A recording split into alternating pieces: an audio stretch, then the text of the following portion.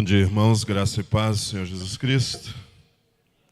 Vamos orar ao Senhor nesse momento, dando início assim ao nosso momento de culto.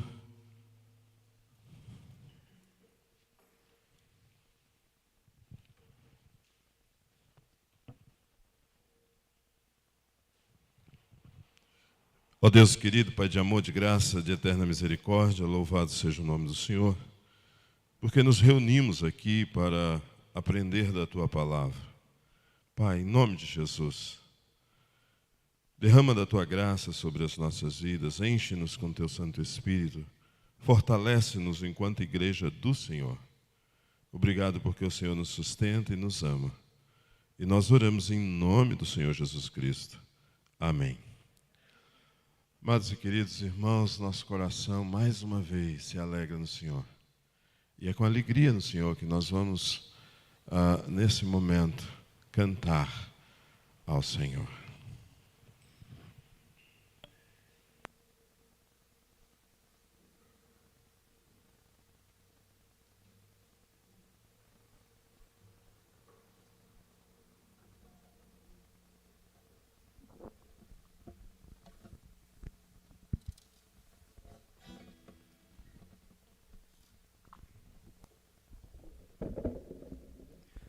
Bom dia a todos. Gostaria de convidar aqueles que puderem a se colocar em pé.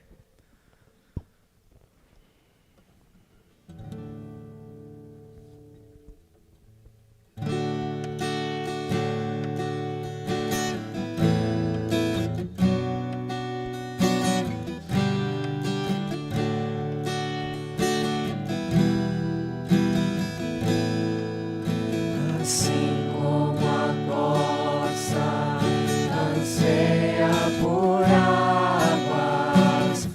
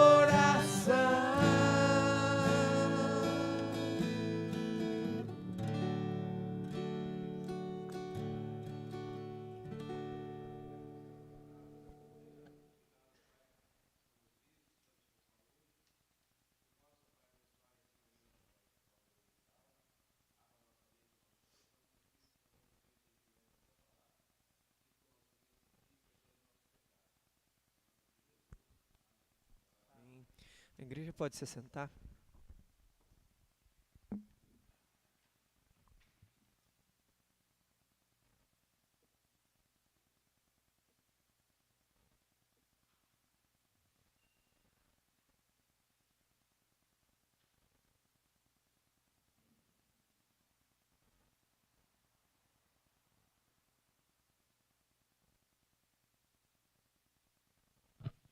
Meus irmãos, abra sua Bíblia em 1 João.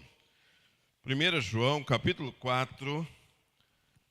Primeira Epístola de João, capítulo 4.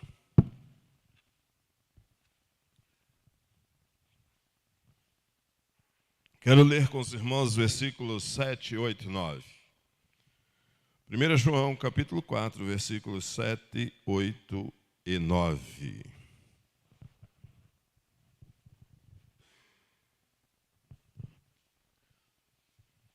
Primeira Epístola de João, capítulo 4, versículos 7, 8 e 9. Amados, amemos uns aos outros, porque o amor procede de Deus, e todo aquele que ama é nascido de Deus e conhece a Deus. Aquele que não ama não conhece a Deus, pois Deus é amor.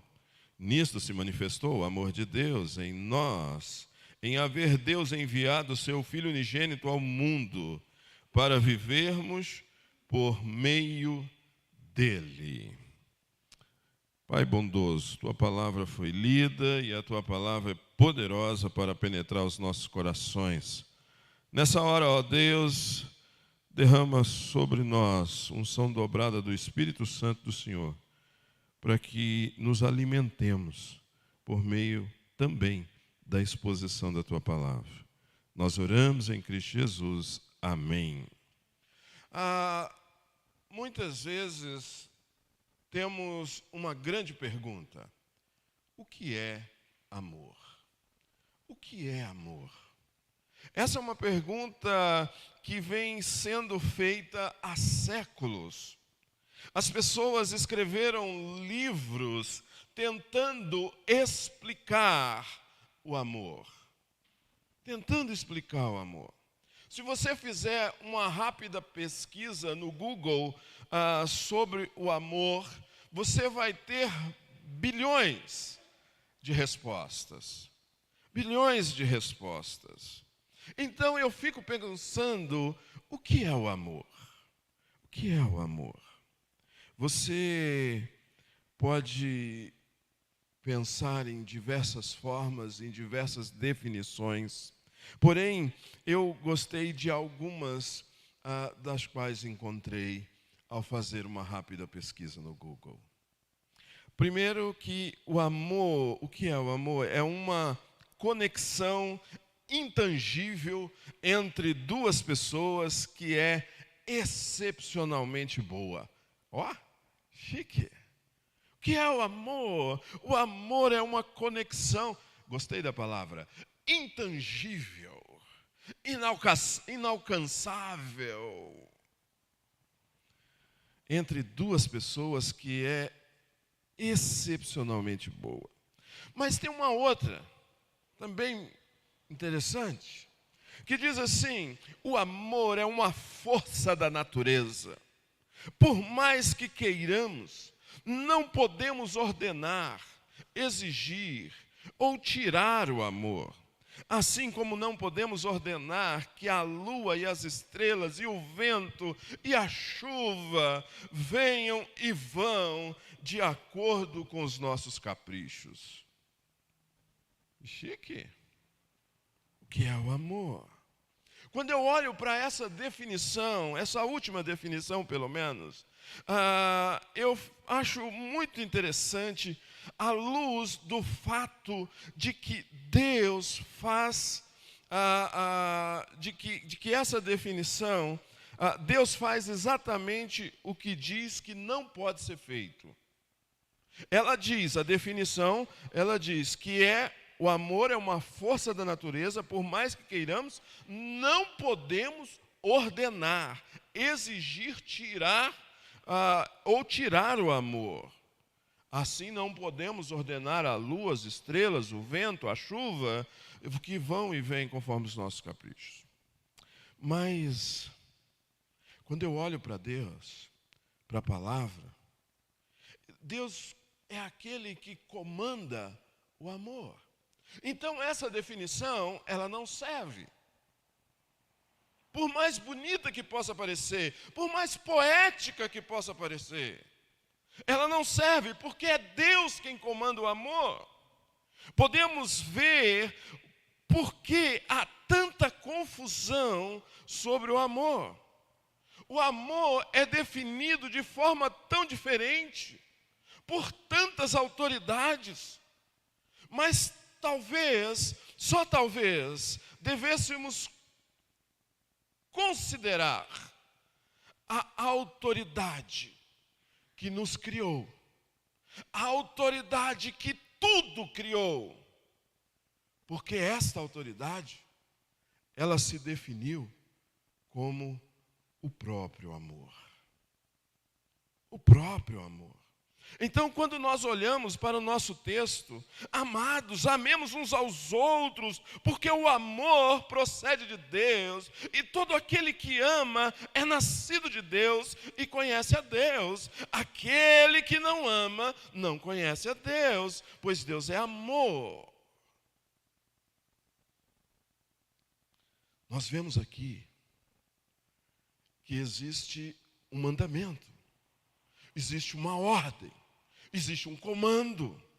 O apóstolo João começa com o mandamento do nosso Senhor: amemos uns aos outros.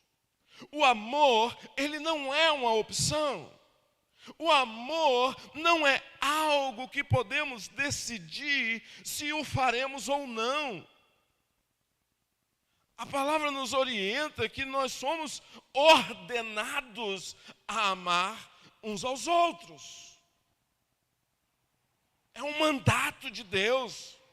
A razão pela qual nós devemos amar uns aos outros é porque o amor, ele vem de Deus.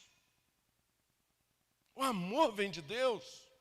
O verdadeiro amor, ele tem a sua fonte em Deus. Só entendemos o amor por causa de Deus. Só entendemos o amor, só podemos conhecer o amor verdadeiro, compreendendo, porque compreendendo Deus, porque Deus é a fonte do amor. E esta, meus irmãos e irmãs, é a razão pela qual tantas pessoas estão tentando definir o amor de tantas maneiras. O grande problema é que elas não estão olhando para a fonte do amor. Não estão olhando para a fonte do amor. O amor não é natural. O amor não é inato. O amor, ele vem de Deus. Deus nos amou. Deus mostra o seu amor. Deus nos faz entender o que é e como é o amor.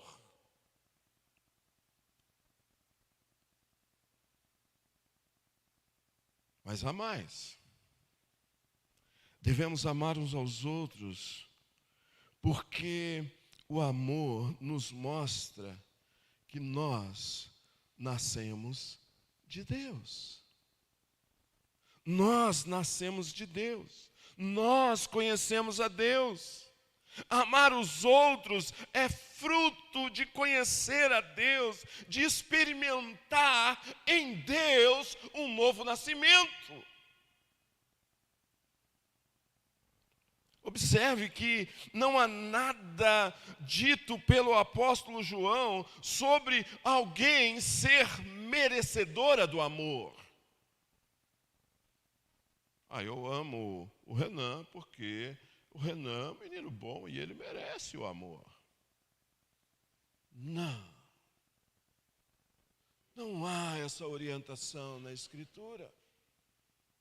Não há esta ordem na Escritura. A razão para isso é porque a outra pessoa não faz parte dessa equação. Se você conhece a Deus, então você ama. A equação é tão simples. O amor genuíno não pode ser exibido em nenhuma comunidade, a menos que ele reflita o amor de Deus. Agora, eu quero que nós ouçamos o quão chocantes são estas palavras que Deus nos ensinou por meio do apóstolo João. No versículo 8, ele diz: quem não ama não conhece a Deus, porque Deus é amor. Quem não ama não conhece a Deus, porque Deus é amor. Aqueles cujas vidas não são caracterizadas pelo amor pelos outros, a palavra diz, não sou eu que estou dizendo, mas a palavra diz que eles não são cristãos. Não importa o quanto eles afirmem que são de Deus, se ele não ama o próximo, ele não é de Deus. Se você não ama, então você não conhece a Deus. Se você não ama, você não foi mudado por Deus. Você não foi transformado por Deus. Provavelmente nós queremos discutir com isso, mas é isso que Deus diz. Nós queremos brigar por causa disso. Não, pastor, eu amo a Deus, eu só não consigo amar o Renan. Tem alguma coisa errada. Porque é Deus quem diz. Se você não ama o próximo, você não conhece a Deus. Por quê? Porque Deus é amor. O amor é quem Deus é, assim como Ele é a luz da vida. Portanto, Deus define o amor. O amor não define a Deus, é Deus a definição de amor. Amados queridos irmãos, amor e pecado não podem andar juntos, porque Deus é amor. E se você realmente ama a outra pessoa, você não a obriga a permanecer em uma situação pecaminosa. Em vez disso, o problema é que você ama a si mesmo e quer chamar o pecado de amor. Mas não é o amor, não é amor, porque Deus é amor, e se Deus é amor, o pecado não pode ser amor. E isso mostra o quanto nós somos o problema quando se trata de amar os outros. Quando se trata de amar os outros. Nós precisamos, amados e queridos irmãos, urgentemente de um transplante radical de coração. E isso deve ocorrer dentro de nós para que nós saibamos amar ao outro. Para que nós saibamos. Conhecer a Deus é a maneira como essa mudança radical em nossos corações acontece. É isso que João diz no versículo 7. Quem ama é nascido de Deus e conhece a Deus. Para ter a capacidade de amar aos outros, nós precisamos e devemos conhecer a Deus. O mundo nos diz que para ter a capacidade de amar aos outros, nós devemos nos amar mais e mais.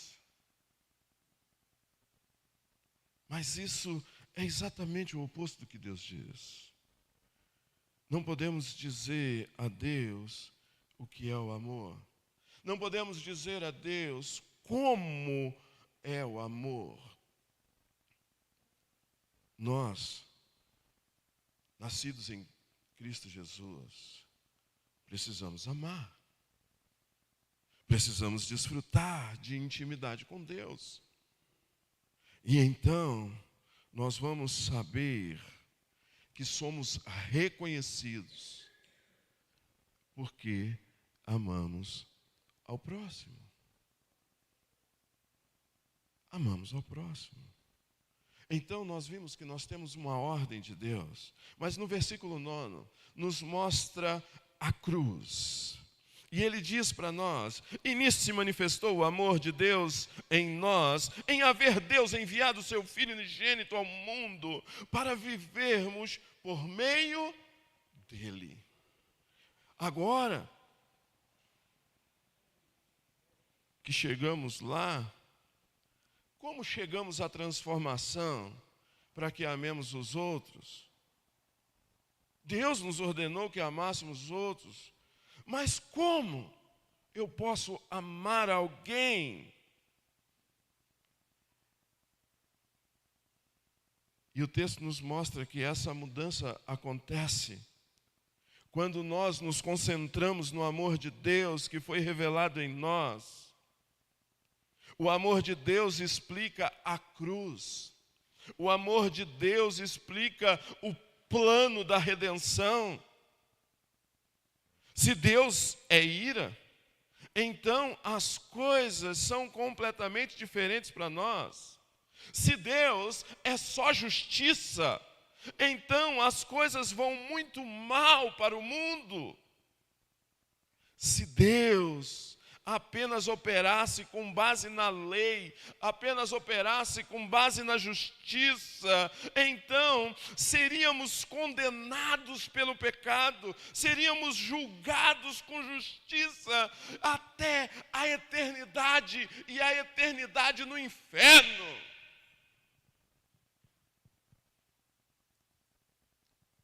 Mas sabe de uma coisa? O texto nos diz: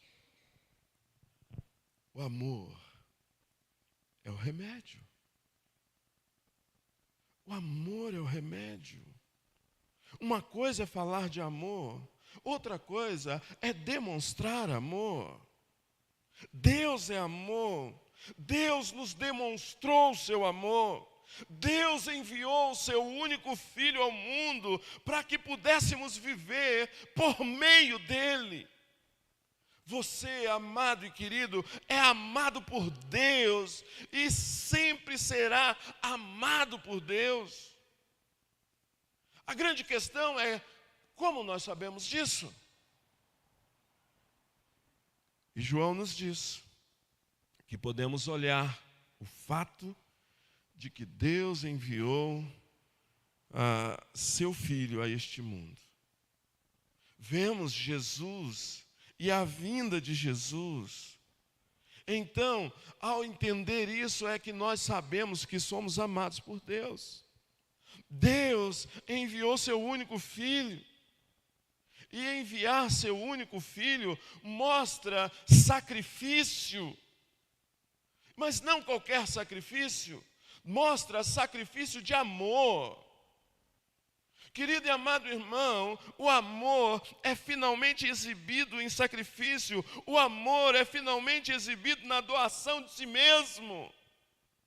Podemos dizer que nós amamos, mas nós precisamos demonstrar isso através do sacrifício. E esse sacrifício é como Deus. Então nós precisamos doar a nós mesmos.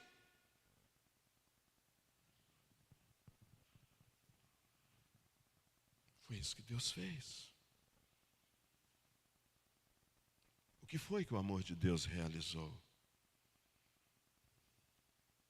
O versículo 9 diz que o que ele realizou foi o fato para vivermos para ele. Vivermos por meio dele. O sacrifício do Senhor é a nossa vitória. O sacrifício do Senhor é a nossa vitória. A perda dele é o nosso ganho. Agora, temos um novo modo de viver. E esse novo modo de viver é através do amor do Pai. Ele deu a Jesus para que eu e você tivéssemos vida. Nós lutamos para amar por causa do que somos, mas nós precisamos, na verdade, olhar para Jesus. Porque é olhando para Jesus que nós vamos ter a transformação, o transplante cardíaco, que nós vamos ter um novo coração, que nós vamos ter uma nova vida. Não tem como ter uma nova vida por si mesmo. Amamos uns aos outros, porque conhecemos o amor do Pai. E Ele demonstrou isso por nós. Quando começamos a ficar com raiva, lembramos a nós mesmos: quem não ama não conhece a Deus, porque Deus é amor.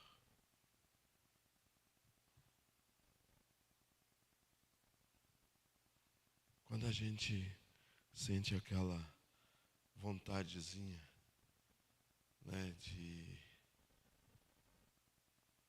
ter poder de fazer as pedras voarem para acertar o nosso próximo. Só o pastor dessa igreja é pecador. Porque eu acho que só o pastor de vez em quando sente isso no coração. Mas se você também sente, eu quero dizer para você que João, capítulo 13, versículo 34 e 35, diz para nós o seguinte: um novo mandamento vos dou, que vos ameis uns aos outros, assim como eu vos amei. Também vós devei-vos amar uns aos outros. Nisto todos saberão que sois meus discípulos, se vos amardes uns aos outros. Uns aos outros. Por isso, meu amado e querido irmão, na manhã de hoje, o que eu quero dizer a você é: ame uns aos outros, porque Deus amou você, Deus conhece você e Deus quer que você ame o seu próximo. Amém? Vamos ficar em pé em nome do Senhor Jesus.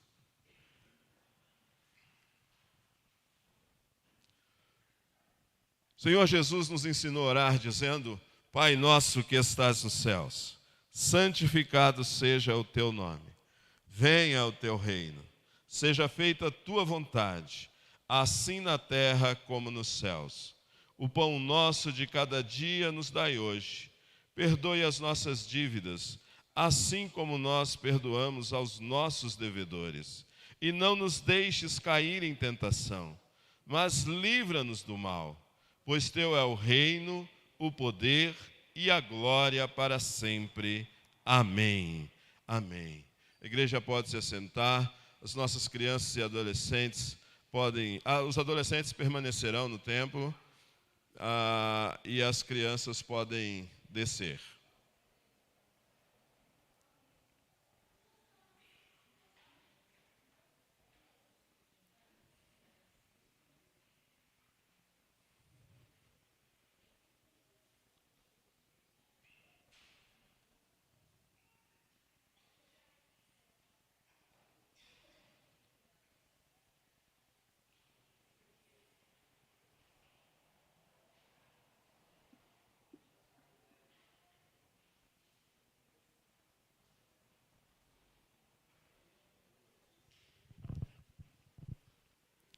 Bíblias.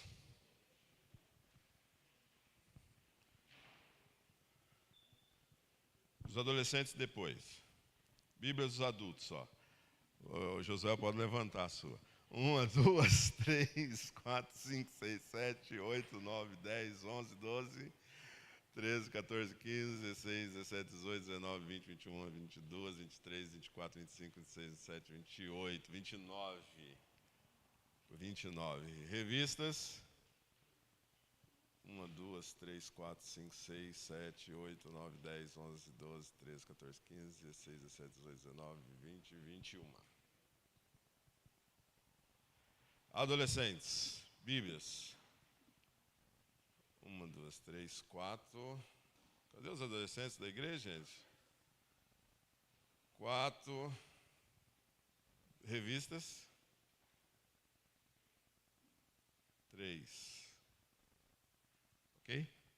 Hoje nós teremos aula, nós convidamos o Renan, ele vai falar a nós hoje, e o Renan é aluno do Instituto Bíblico de Itapeva, é membro da Igreja Presbiteriana em Valinhos, de uma das igrejas presbiterianas de Valinhos, né? E nós o convidamos, ele esteve ontem falando aos adolescentes, nós o convidamos para que ele falasse hoje. Eu queria ter a oportunidade também de ouvi-lo, né? Então, nesse momento, eu quero convidar o Renan para que faça uso da palavra.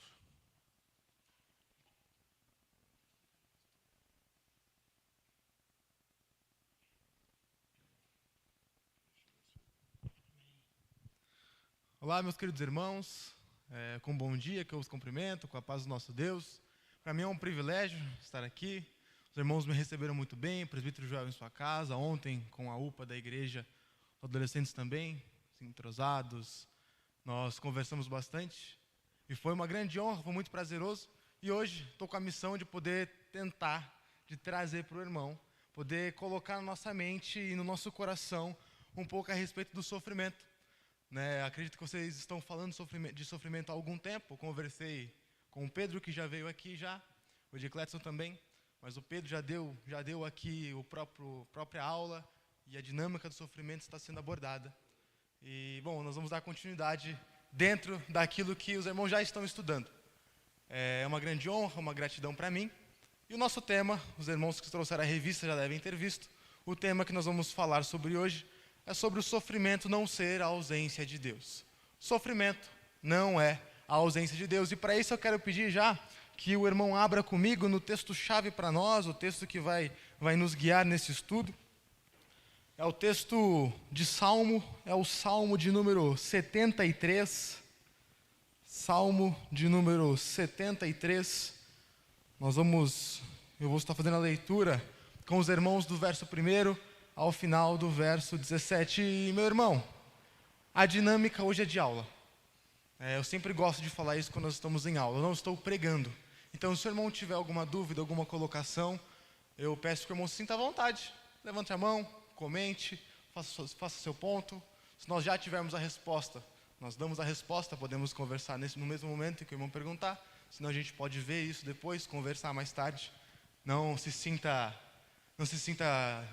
preso ou envergonhado por algum motivo. Sua pergunta será muito bem-vinda, com certeza vai engrandecer o estudo, e talvez a sua pergunta seja a pergunta de outro irmão. Pode ser uma pergunta que eu não fiz, que eu não respondi no material, no estudo, e a gente desenvolve dessa maneira. Pois bem, vamos voltar então para o Salmo. Salmo 73, do 1 ao 17, vou fazer aqui a leitura com o irmão, e peço que o irmão acompanhe. Assim diz o texto: Com efeito, Deus é bom para com Israel, para com os de coração limpo. Quanto a mim, porém, quase me resvaleceram os pés. Pouco faltou para que se desviassem os meus passos, pois eu invejava os arrogantes ao ver a prosperidade dos perversos. Para eles não há preocupações, e o seu corpo é sadio e nédio. Não partilham das canseiras dos mortais, nem são afligidos como os outros homens. Daí a soberba que os cinge como um colar, e a violência que os envolve como um manto. Os olhos saltam-lhes da gordura, do coração brotam-lhes fantasias. Mortejam e falam maliciosamente, da opressão falam com altivez. Contra os céus desandam a boca, e a sua língua percorre a terra. Por isso, o seu povo se volta para eles e os tem por fonte de que bebe a largos sorvos. E diz: Como sabe Deus? Acaso há conhecimento do Altíssimo? Eis que são estes os ímpios, sempre tranquilos.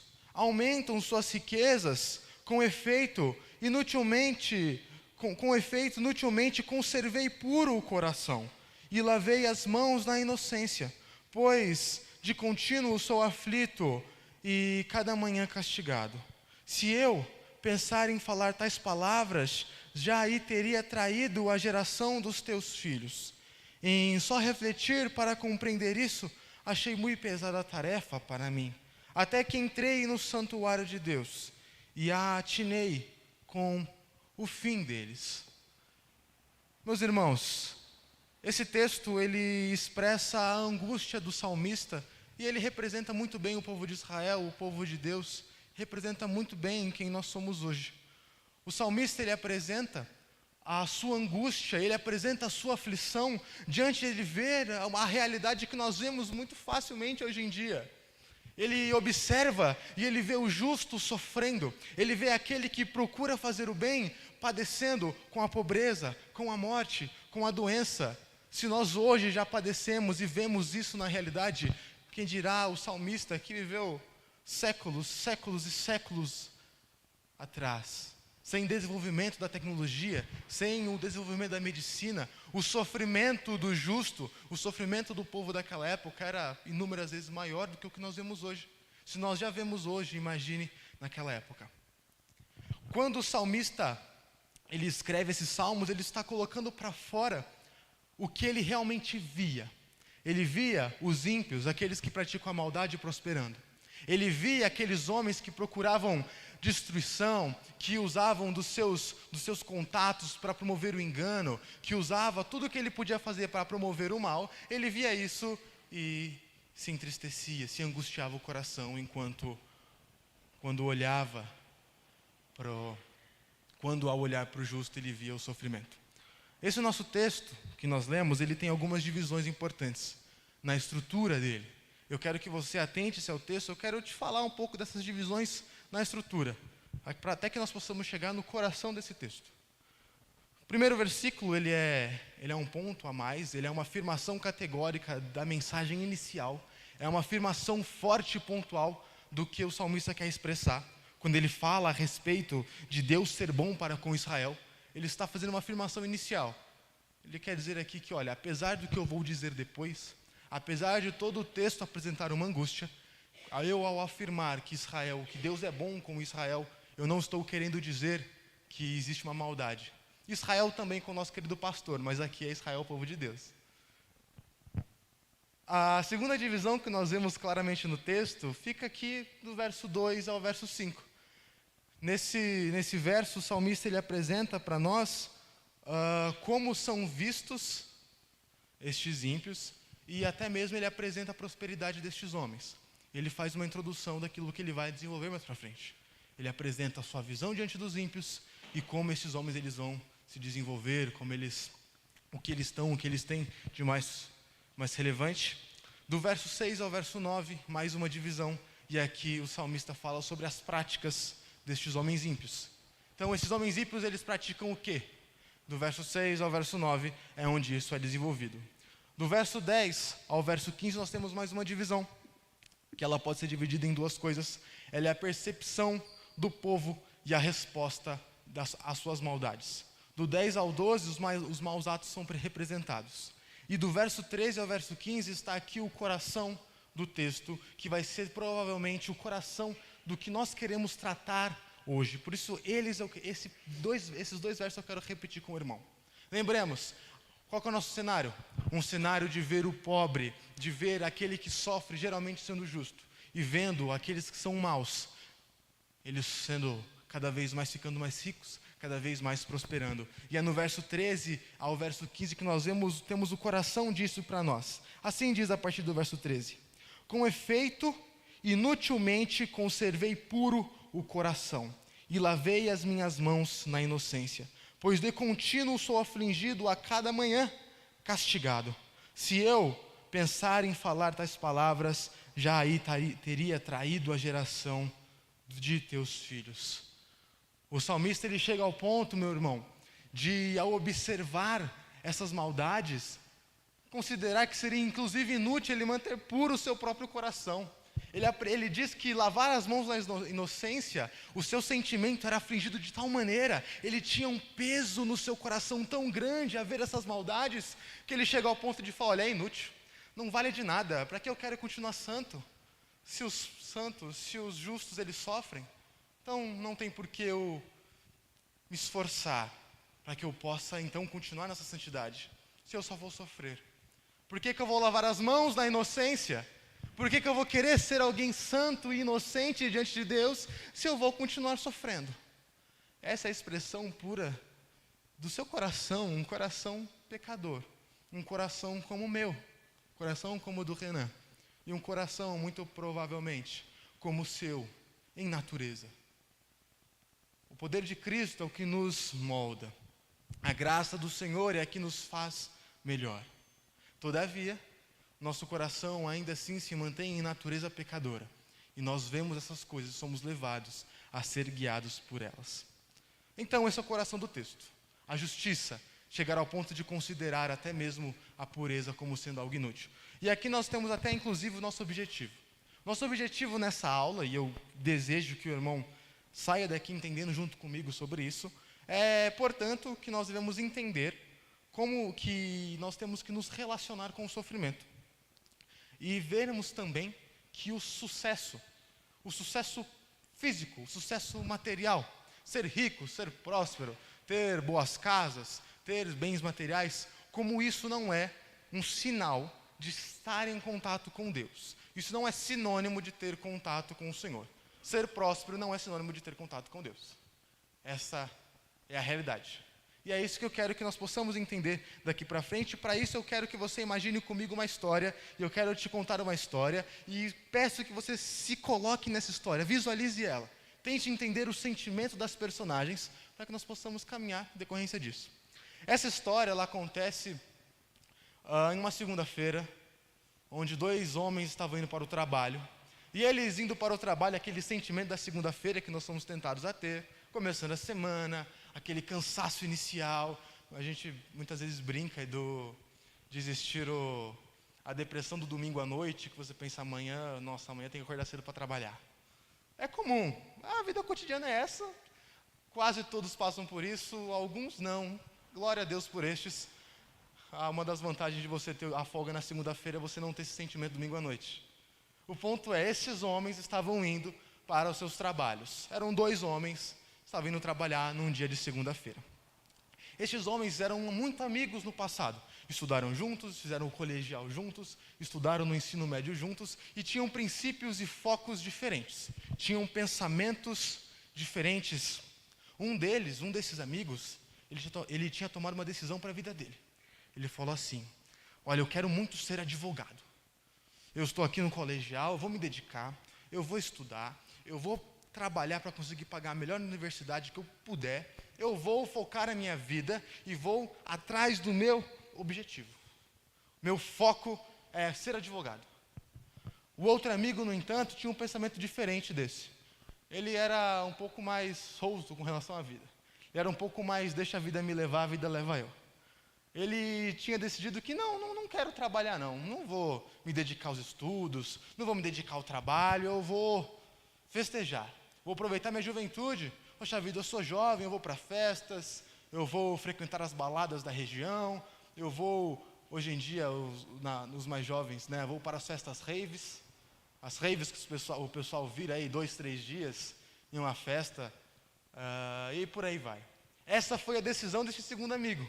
E estes dois amigos, que tinham tomado essa decisão no passado, eles se encontram em plena segunda-feira, indo para os seus trabalhos. Isso aconteceu muito tempo depois deles se decidirem. Nesse encontro foi atestado que o amigo que havia decidido estudar e que queria se tornar advogado, por algumas dificuldades na sua vida, ele estava indo para o seu trabalho na área administrativa. Estava recebendo hoje R$ 1.500 por mês, mais uma comissão, se esforçava, mantinha a sua família, mas ele infelizmente não tinha conseguido concretizar o seu plano inicial, que era ser advogado. Ele não tinha desistido do seu sonho, mas após muito tempo, coisas aconteceram no meio do caminho que o impossibilitaram de contemplar aquilo que ele queria. Por outro lado, ao se encontrar com aquele amigo que desejava festejar, ele atestou que algo tinha acontecido diferente na vida dele.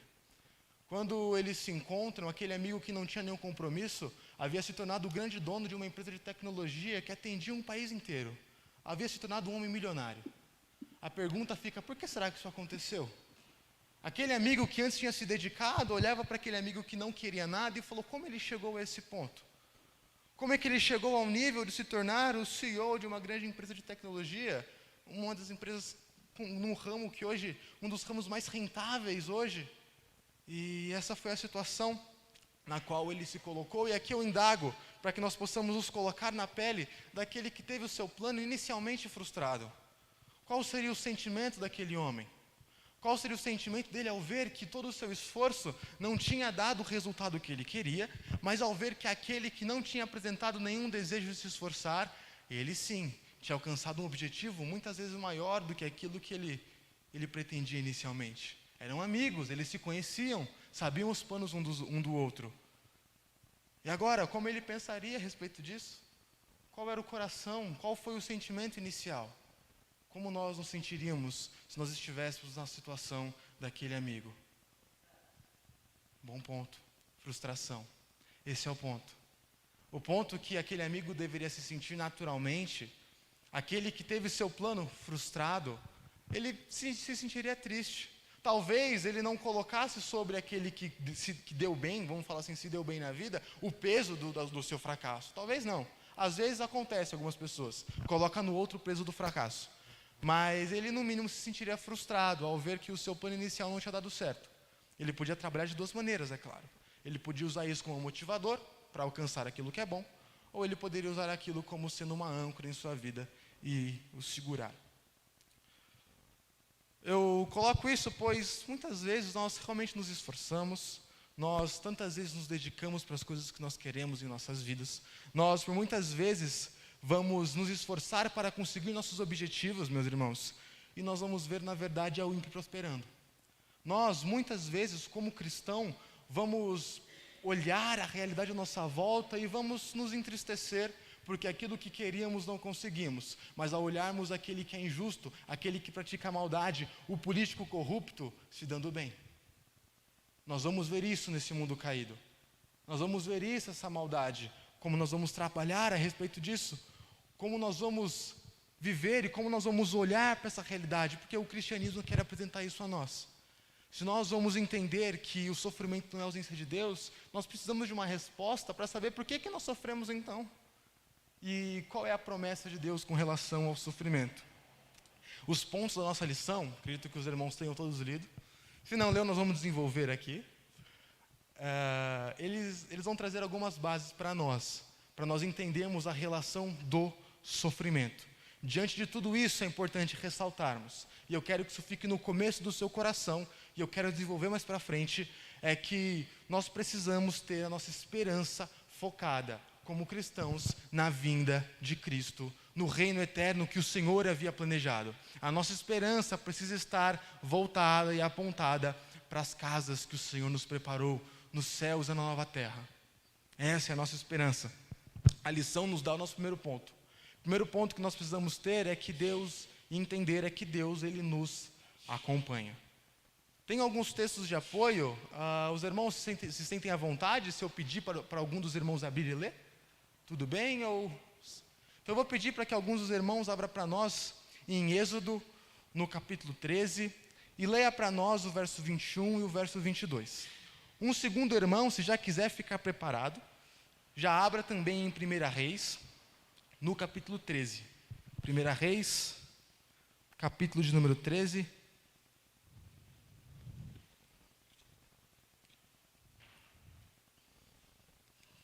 Primeira Reis, esse aqui eu vou.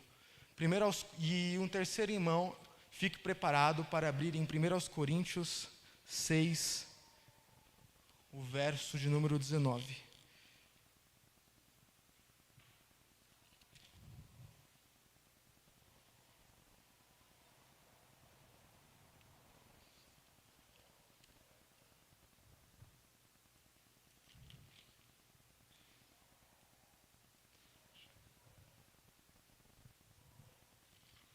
O irmão que abriu em Êxodo, por favor, pode fazer a leitura?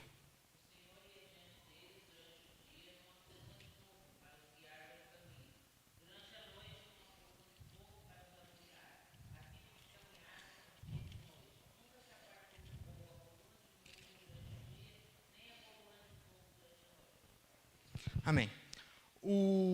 Esse texto de Êxodo, ele simplesmente apresenta para nós como foi que Deus realizou, como foi que Deus seguiu e cuidou do povo de Israel.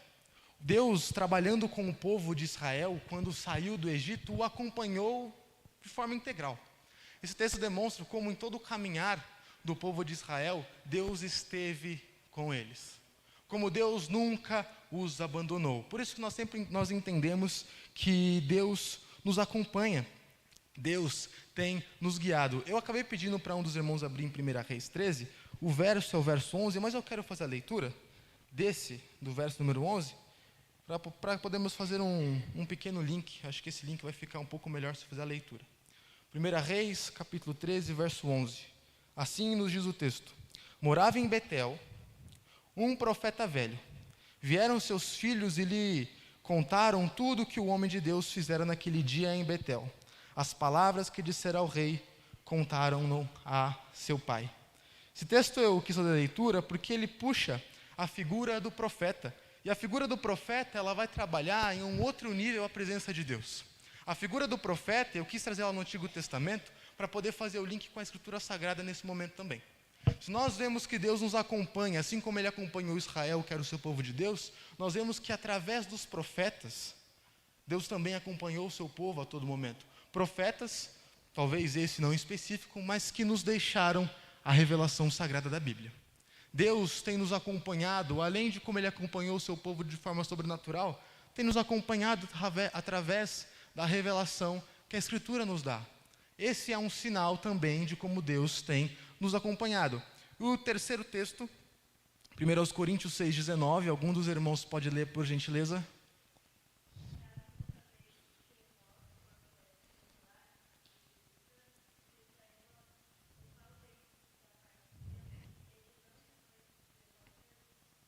Outra representação da presença de Deus com o seu povo é o fato de termos nós, hoje, sido feitos templo e habitação do Espírito Santo de Deus.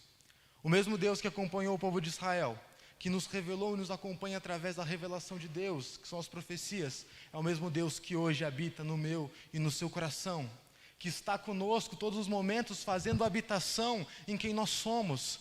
Ele está nos acompanhando, nos fazendo habitação. Se você é cristão, se você crê em Cristo Jesus, eu tenho uma notícia para você, meu querido irmão: Deus está contigo, independente de qual seja o seu sofrimento, independente de qual seja a sua luta. A promessa de que o Senhor faria habitação no meu e no seu coração, e que Ele estaria conosco, assim como esteve com Israel, assim como levantou os profetas, e nós temos a revelação de Deus hoje, da mesma maneira, habitando em nós, Deus está conosco, mesmo quando nós sofremos. Mesmo que aquele homem, ao encontrar com o seu amigo, mesmo que ele se sentisse frustrado, mesmo que ele se entristecesse pelo seu plano não ter dado completamente certo, a Escritura nos afirma categoricamente, do começo ao fim da palavra de Deus, do Antigo Testamento, de 1800 anos antes de Cristo, desde lá até hoje, nós estamos há 2000 anos depois de Cristo Jesus. Todo esse momento, Deus nos afirma categoricamente, através da sua Escritura, que Ele está conosco. Deus está contigo, Deus está comigo, quando nós fazemos o bem. Deus está contigo, Deus está comigo, quando nós fazemos o mal. A sua presença, ela sempre estará à nossa volta, independente do que nós venhamos a fazer. O salmista, em determinado texto, diz que se nós subirmos aos céus, lá o Senhor estarás. Se nós fizermos a nossa cama no mais profundo abismo, lá estarás o Senhor também. Deus nunca nos desamparou, mesmo quando nós estivermos, mesmo quando nós sofremos. Quando olhamos para a história da igreja e a própria Escritura, como ela chegou a nós, nós vemos que o ministério de Jesus não foi um ministério geograficamente muito extenso. Israel é um país pequeno perto do mundo, Oriente Médio. Nós somos separados de Israel, um oceano e um continente. Necessário atravessar o Atlântico, necessário atravessar todo o continente africano, ou então passar por toda a Europa, para que nós pudéssemos chegar a Israel. E o Senhor providenciou, o Senhor trabalhou com o seu povo, para que chegasse até nós a revelação do Senhor. Deus está com a sua igreja, a partir do momento que Ele chega e traz até nós também a própria revelação do Senhor. E você pode me fazer uma pergunta: Falar, Renan, mas Deus estar comigo, eu ter a presença de Deus comigo, ela não me deveria fazer ser alguém automaticamente próspero? Se Deus é o dono do ouro, Deus é o dono da prata, ter Deus comigo não deveria automaticamente me fazer alguém próspero? E aí eu te pergunto, meu irmão, estar em uma sala junto de um milionário te faz automaticamente alguém tão milionário quanto este homem? Não te faz, não me faz. Estar na casa e junto de alguém que tem posses não me faz automaticamente ser ter essas mesmas posses. A Escritura Sagrada nunca nos disse que estar em presença, estar junto com Deus, não irá nos dar automaticamente todas as bênçãos que Ele pode oferecer. Tem de bom ânimo. Exatamente. Tem de bom ânimo, porque eu venci o mundo. A grande promessa que Cristo nos dá, e essa é a vitória. A vitória que o crente tem no seu coração, que deve ser um motivador para passar pelo sofrimento, é a vida eterna com Cristo. Deus nos acompanha, e a certeza que nós temos é que este estar com Deus vai nos levar à vida eterna com o Senhor, ao amor e a viver eternamente com Cristo. Nós não estamos sozinhos, mesmo quando somos abandonados. Quando não temos ninguém ao nosso lado, o Senhor está conosco. Quando ninguém está ao nosso lado, se o nosso amigo nos traiu, se o nosso familiar nos passou a perna, se no trabalho fomos enganados, o Senhor sempre esteve conosco nas situações de dificuldade. Nós, portanto, não precisamos ter medo. Nós teremos, mas não precisamos. Natural ter medo. Natural, todo ser humano tem medo. Ninguém é tão ultrapoderoso que não enfrente o medo. Mas fato é, nós não precisamos ter, apesar de que vamos ter. Porque o Senhor está conosco, minha irmã.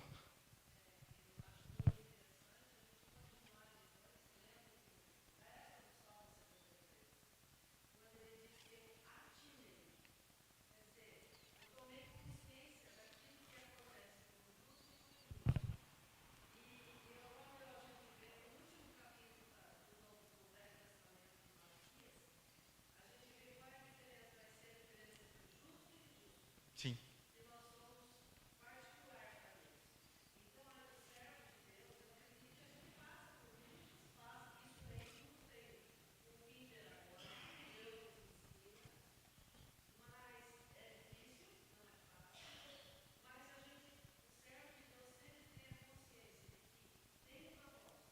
Exatamente.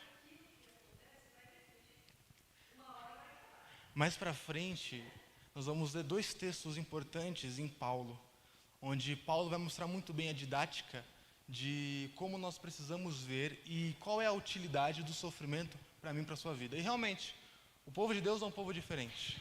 Nós somos povo eleito, sacerdócio real, nação escolhida de Deus. Nós temos que agir como tal. Isso não nos tira o sofrimento, mas nos traz um certo vigor especial e uma esperança diferente, meu irmão?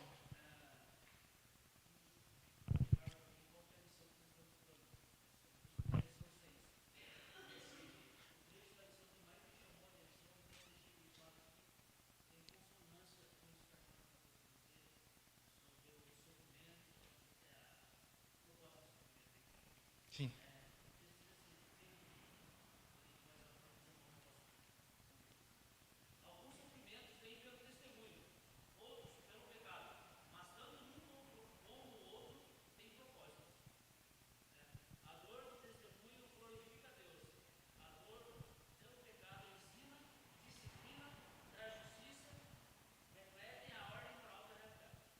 Exatamente.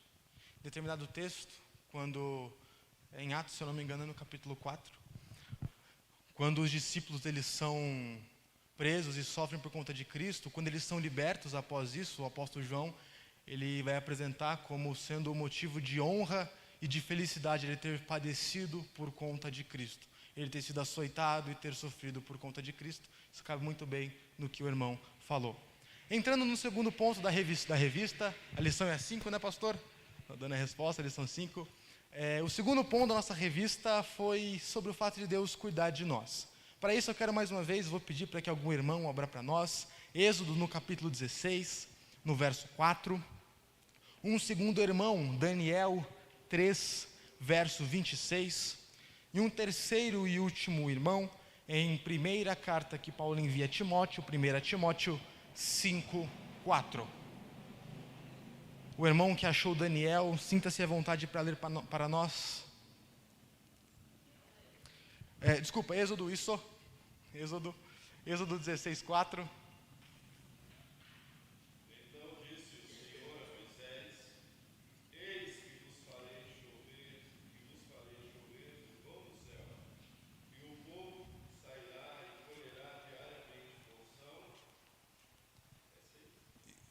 Dezesseis, 4.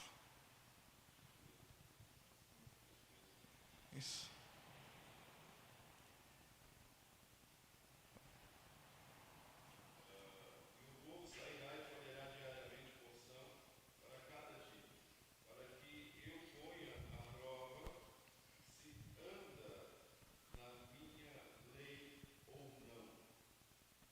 Amém. Deus cuidando do seu povo através do maná. Novamente, lá na antiguidade, o Senhor não desamparou o seu povo quanto ao cuidado. Ele não só estava com o povo como tocha de fogo ou como uma nuvem que os acompanhava, mas também na hora da necessidade, Ele cuidou e proveu ao povo. O irmão que achou Daniel 3:26, leia para nós por gentileza.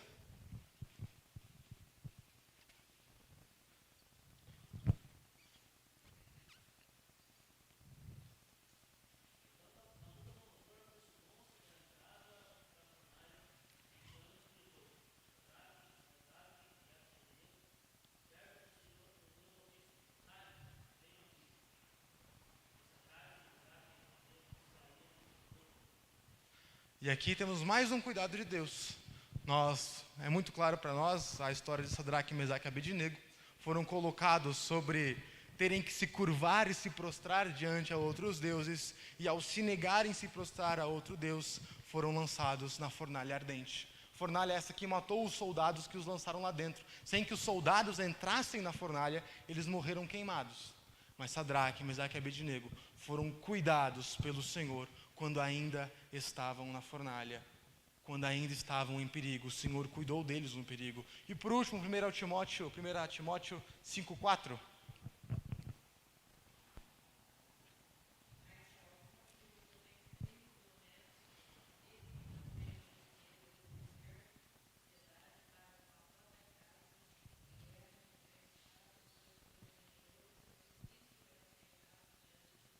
Amém.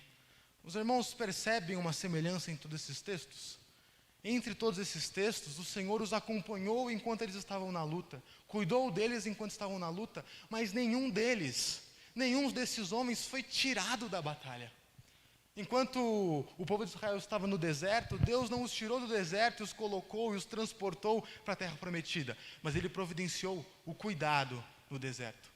Quando Sadraque, Mesaque e Abednego estavam na fornalha, o Senhor não os tirou da fornalha e os levou para um reino já instituído de Israel, mas dentro do fogo, onde há o perigo, onde há o medo, onde há a afronta, o anjo do Senhor os guardou. Timóteo também, 1 Timóteo, apresenta para nós a igreja como sendo aquela cuidadora das viúvas e dos pobres. O Senhor não simplesmente deu dinheiro à viúva, ao pobre. O Senhor não deu a eles as riquezas deste mundo, mas comissionou a sua igreja para cuidar dessas pessoas. Nisso nós vemos o cuidado de Deus de duas maneiras. Duas maneiras importantes que nós precisamos ver, e as duas maneiras são maneiras com que Deus cuida de nós. Primeira maneira, mais conhecida e a mais esperada. Deus cuida de nós de maneira sobrenatural. O Senhor realmente cuida dos nossos problemas e nos livra de coisas que nós às vezes não sabemos. O irmão veio até aqui hoje, nós não sabemos se o Senhor nos livrou de algum acidente. Ele pode ter livrado nós de algum acidente até aqui. Foi um cuidado de Deus de maneira sobrenatural. Deus cuida do seu povo de forma sobrenatural e nós tantas vezes não sabemos. Moisés, quando recebia o contato de Deus e revelava as coisas ao povo, Moisés sabia que estava sendo abençoado, que Deus estava abençoando, mas o povo comum não sabia. Deus estava falando com Moisés. A população de Israel não sabia da bênção que estavam recebendo. Moisés sabia, Deus sabia. Nós podemos ser esse Israel que estamos recebendo bênçãos de Deus, sobrenaturais, e não sabendo. E a segunda característica, o segundo cuidado, e esse é importante para nós. E esse é preciso que nós venhamos a entender, que é o que Timóteo mostra. Quando Paulo escreve a Timóteo, ele mostra o cuidado de Deus de forma natural na minha e na sua vida. Quando Paulo fala para Timóteo, ele demonstra que Deus comissionou a sua igreja, nós, o corpo de Jesus Cristo, para que nós possamos cuidar uns dos outros, seremos o sal da terra, aqueles que preservam, que dão sabor ao mundo, aqueles que guardam esse mundo caído, e será a luz que ilumina essa terra. O Senhor cuida do seu povo, cuida de mim, cuida de você, tanto de forma sobrenatural, quanto de forma natural. Por isso que uma das missões da Igreja de Cristo é ser também cuidadora, é cuidar da viúva, é cuidar do pobre, porque Deus usa a sua igreja, que é o corpo de Cristo Jesus, para apresentar o seu cuidado de duas maneiras. Nós sabemos que Deus tem cuidado de nós. Deus tem realmente nos livrados. Nós não sofremos tanto quanto nós poderíamos sofrer. O pastor apresentou a nós o peso da cruz de Cristo, a importância da cruz, e terminou enfaticamente falando sobre o mérito até mesmo do inferno, que é o que os nossos pecados merecem. E encaixou muito bem. O merecimento pela culpa do pecado é a condenação. O Senhor nos apresenta a misericórdia, Ele tem cuidado de nós em todas essas coisas. Nós nunca sofremos nessa terra, tanto quanto nós merecíamos, meu irmão. O sofrimento do não perdão de pecados, a Escritura vai falar que é a condenação do fogo eterno. Esse é o sofrimento pelo não arrependimento, por negar o Senhor que nos entregou o próprio Cristo. Nós aqui nunca sofremos tanto quanto deveríamos ou poderíamos, porque o Senhor tem cuidado de todos nós. O Senhor tem nos concedido a sua maravilhosa graça, tem nos dado do seu amor, se entregou o Cristo Jesus para que na cruz do Calvário fosse cravado pregos em suas mãos e em seus pés, uma coroa de espinhos foi posta sobre eles. O próprio Senhor Jesus suou sangue como sinal de angústia e de dor e de sofrimento antes da sua própria crucificação e de ser açoitado. O sofrimento sempre fez parte da história cristã e o Senhor sempre tem nos guardado. O Senhor sempre tem nos promovido da sua graça. Se nós falamos também de um sofrimento de forma sobrenatural, que nós vimos através do maná, que nós vimos através da fornalha, nós também podemos ver o sofrimento de forma natural e ver o cuidado de forma natural. E aqui eu quero indagar a você, indagar a mim também, pessoalmente, a nós, como corpo de Cristo Jesus, a que nós possamos também ser o promovedor desse bem natural, que nós possamos ser a ferramenta pela qual Deus cuida do outro. A comissão da igreja, a missão da igreja, ela é pregar o evangelho, mas ela é também poder cuidar, poder evangelizar e promover a ação social e o cuidado, a cuidar daquele que é necessitado, cuidar do pobre, cuidar da viúva. Por isso, meu querido, se preocupe com o seu irmão que está ao seu lado. Renan, eu digo isso para mim mesmo. Renan, eu preciso me preocupar com o irmão que está ao meu lado. Às vezes o seu irmão sofre e você não sabe. Às vezes alguém que está próximo a mim sofre e eu não sei. Com os pequenos cuidados da vida. Meu irmão, você está bem? Não é ser chato. É você se colocar à disposição para ser aquele ombro amigo para quando alguém precisar chorar e apresentar as suas mágoas. É que Deus possa agir através de nós, promovendo também o seu cuidado de forma natural, não somente de maneira sobrenatural. O Senhor tem cuidado de nós. Por isso, meu querido irmão, cada um cuida da sua vida, não faz parte do meio cristão. O cristão não está sendo colocado para que cada um cuide da sua vida pessoal, mas nós somos chamados a cada um se importar com a vida do próximo, com aquele que é necessitado, com aquele que precisa. Termos esse cuidado claro em nosso coração. O irmão se lembra de alguma dificuldade que já superou? Essa é importante pensarmos nisso. Nós nos lembramos de alguma dificuldade? Com certeza, muitas são. Eu, no Instituto, tenho que constantemente me preocupar e ter o zelo para que o Senhor me abençoe a conseguir me manter financeiramente no Instituto, por exemplo. E preciso confiar no Senhor para isso. É uma dificuldade que hoje eu tenho por não sair de meu lar. É uma pessoal. Dificuldades familiares. Eu estava conversando com o presbítero Joel ontem à noite e expressei. Meu pai, por exemplo, ele não se sente à vontade, ele não acha que o que eu estou fazendo é prudente. Ele não acha que o que eu faço de estar aqui com os irmãos, de ter saído da minha cidade, de querer pregar o reino de Deus seja algo bom. Meu pai não é convertido. É uma dificuldade que eu, Renan, enfrento. Eu estou usando o meu exemplo aqui, mas eu quero que você pense no seu próprio exemplo, na sua própria vida. Nós enfrentamos dificuldades. O que vai importar é como nós vamos pensar e ver essas lutas, como nós vamos visualizar essas batalhas e como vamos agir a partir disso. Claro? Sim, minha irmã.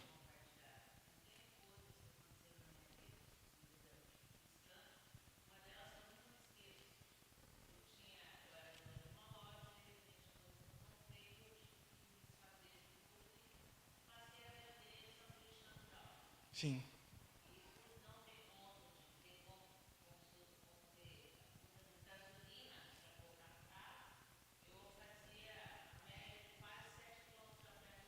Sim.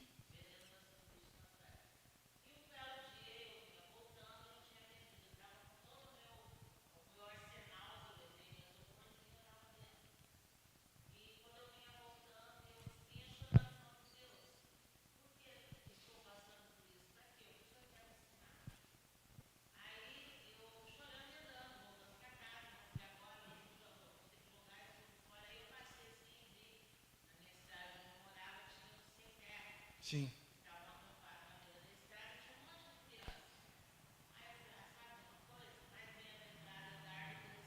Amém.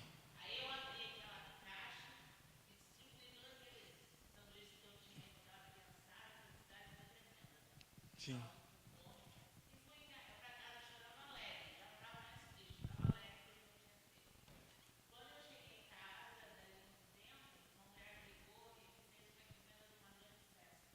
Olha que bênção.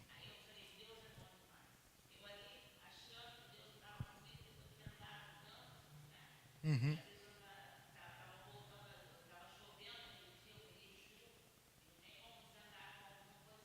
Sim.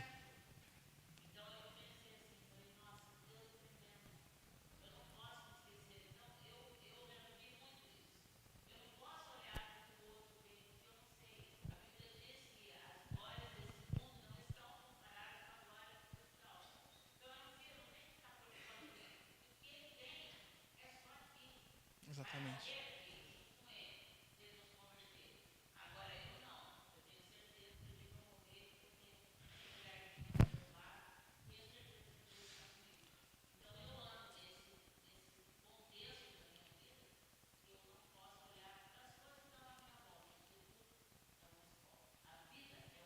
Exatamente. E é nisso que nós vamos entrar no nosso último ponto. Vamos entrar a respeito da suficiência, porque o terceiro e último ponto da nossa lição, ele é sobre o fato de Deus nos bastar. E aqui eu vou fazer essa leitura, eu só vou pedir que os irmãos me acompanhem nela. O texto é Filipenses, carta que Paulo escreve aos Filipenses, capítulo 1. O verso é o verso de número 20 ao verso de número 23. Filipenses 1, do 20 ao 23. Assim diz o texto: segundo a minha ardente expectativa e esperança de que em nada serei envergonhado, antes com toda ousadia, como sempre, também agora será Cristo engrandecido no meu corpo, quer seja vida, quer pela morte. Porquanto para mim o viver é Cristo e o morrer é lucro. Entretanto, se o viver na carne traz fruto para o meu trabalho, já não sei o que hei de escolher. Ora, de um lado, estou constrangido, tendo o desejo de partir e estar com Cristo, o que é incomparavelmente melhor. Paulo aqui, esse texto eu acho incrível, porque ele demonstra o que para Paulo é suficiente. Quando Paulo diz que para ele morrer era melhor para estar com Cristo, mas que o viver era o próprio Cristo, ele mostra, a partir da sua vida, a partir dos seus princípios e do seu coração, o que para ele é suficiente. Paulo não diz que para ele morrer era lucro e viver era Cristo e as bênçãos desse mundo. Paulo não diz que para ele morrer era... Só o fato de Paulo dizer que era melhor morrer para estar com Cristo, já demonstra o que para ele é suficiente. Nós já vemos na vida do apóstolo o que para o próprio apóstolo Paulo era a melhor coisa. Para o apóstolo Paulo, o que bastava para ele era Cristo. Se ele perdesse todas as coisas, se ele fosse colocado e feito chacota, se ele fosse usado como sendo exemplo para a maldade pelo império, as pessoas falavam e difamavam o nome dos cristãos e de Paulo como um dos maiores deles, o maior evangelista e plantador do Novo Testamento. Nós temos Paulo, em vez de olhar para essas coisas e ter outras coisas como suficiente, como suas possíveis bênçãos, ou mesmo famílias e amigos, ele diz que o que é suficiente para ele é o próprio Cristo Jesus. Para ele Deus bastava. E se para Deus era importante trabalhar para o reino, para ele não morreria, que era melhor para ele morrer e estar com Cristo, para ele ficaria aqui para trabalhar. Paulo tinha Cristo como sendo para ele o que bastava. Isso para Paulo e para mim e para você é para ser o nosso motivador. É o que deve colocar o meu e o seu coração diante do sofrimento com uma visão diferente. É mesmo que eu sofra, o meu objetivo aqui é, seja no sofrimento, seja na vida, poder representar e demonstrar Cristo ao mundo. É ter Cristo como sendo suficiente para o meu coração, suficiente para que o mundo precisa. Isso possa ser a minha expressão. A Bíblia quer que nós vejamos a vida como o apóstolo Paulo viu, como sendo ela o sentimento absoluto.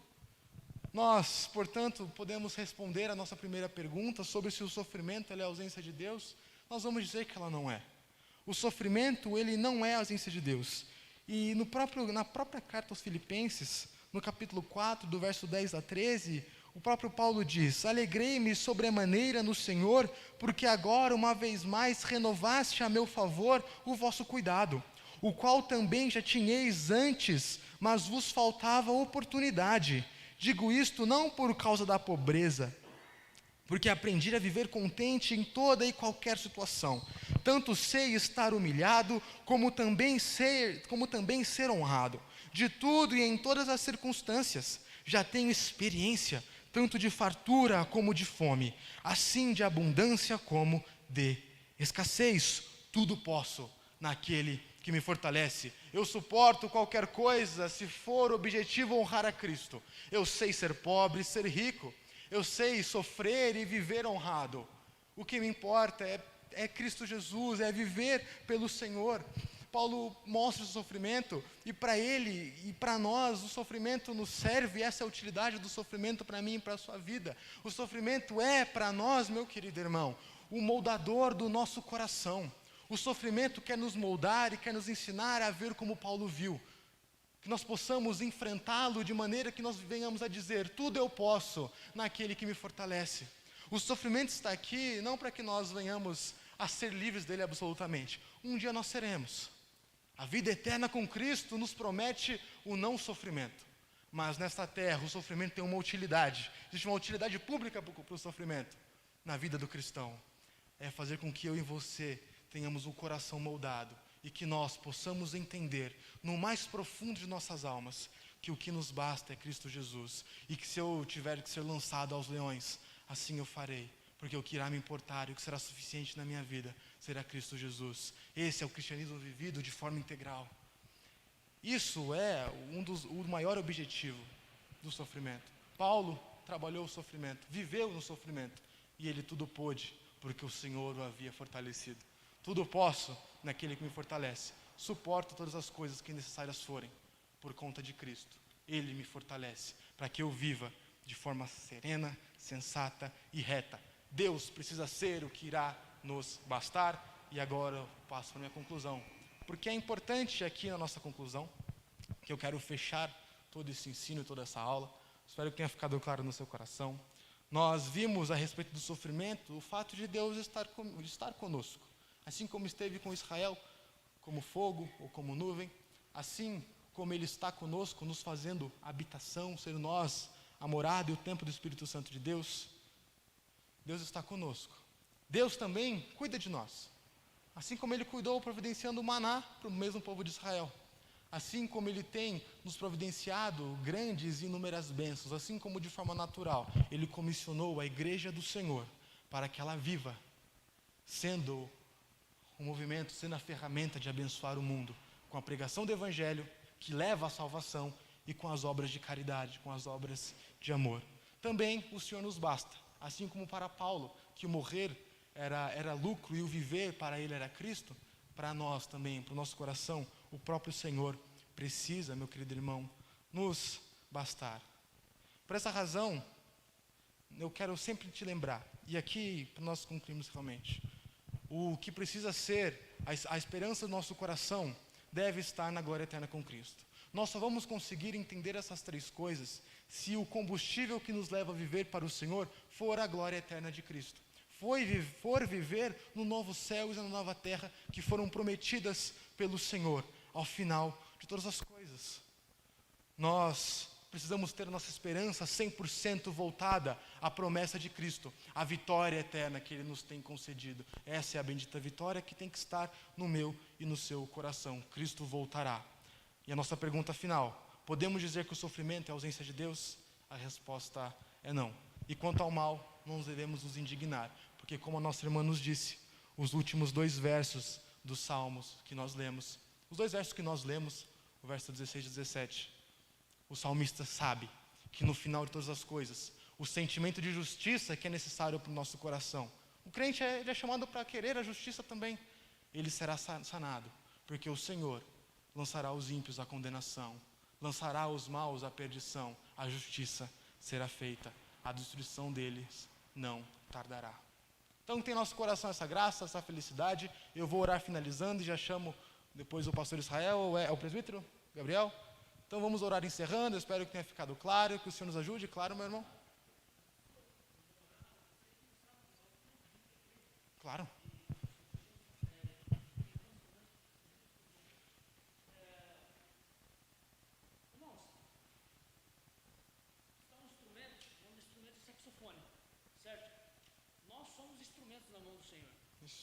Nós emanamos um som da nossa alma, aquilo que nós fazemos, aquilo que nós demonstramos através da nossa vida, mostra algo para as pessoas que estão ao nosso redor e a todos que nos veem. O instrumento, para quem estuda, sabe que a qualidade do instrumento está no material dele, no metal que ele é feito. Quanto melhor o material que ele é feito, melhor é o som que ele vai produzir. E cada peça tem a sua devida importância. Isso aqui é uma boquilha. Esse aqui é um metal muito precioso e é muito caro. Não, ele é raro. É um bronze com liga de latão. Isso aqui faz toda a diferença no som que emana desse instrumento. Nós somos instrumentos. O outro ponto é o seguinte, meus irmãos, deixa eu deixar esse instrumento aqui. É que a Bíblia nos ensina que Deus prova a nossa vida com fogo. E eu não sei se todos aqui tiveram a oportunidade de ver como uma caldeira funciona. Quando eu trabalhava na empresa, eu via a caldeira funcionando. E é muito forte aquele fogo e ele consome tudo. Mas se você jogar um ferro lá, ele não vai consumir o ferro. Porque o ferro é um material muito mais resistente, muito mais duro. E a Bíblia diz que as nossas obras e a nossa vida é provada pelo fogo.